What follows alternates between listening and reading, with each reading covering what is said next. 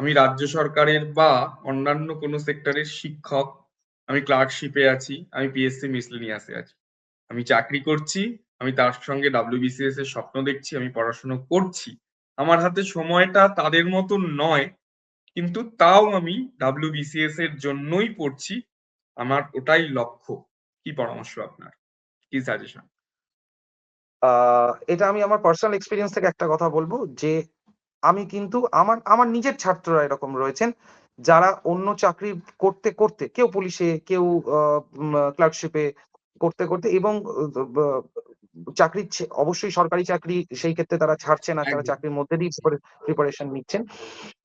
আমাকে একটা জিনিস বুঝতে হবে যে এই পরীক্ষাটা আমি বার করব কিসের ওপর ভর করে, আমার আসল তুরুপের তাস কোনটা, সেইটা হচ্ছে কনসিস্টেন্সি। কিন্তু এই একটাই জিনিস যেটাকে কিন্তু প্রত্যেকে, যে ক্যাটাগরিতেই বিলং করুক, তাদেরকে কিন্তু ভাবতে হবে যে আমি কতটা কনসিস্টেন্টলি প্রিপারেশনটা চালিয়ে যাব। সেই ক্ষেত্রেই যারা চাকরি করছেন তাদের জন্য এইটা আমি স্পেসিফিক্যালি বলবো যে আহ, আপনারা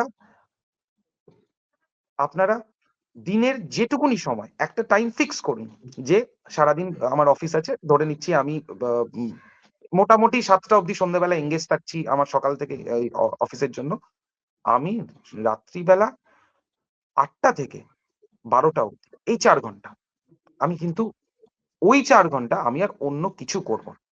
তাদের জন্য আমার একটাই সাজেশন, বা আমি এটা দেখেছি মানে যাদের সঙ্গে আমরা পরীক্ষা দিয়েছি, বা জুনিয়র বা ছাত্র, সেই ক্ষেত্রে যে যারা কোথাও একটা চাকরি করছেন, কোথাও যেখানে চাকরি করছেন, তাদের প্রিপারেশন চালিয়ে যেতে গেলে তাদের টাইম ম্যানেজমেন্টটা খুব ক্রিটিক্যাল হয়ে যায়, কারণ তাদেরকে এক্সট্রা টাইমটা দিনে হয়তো কম।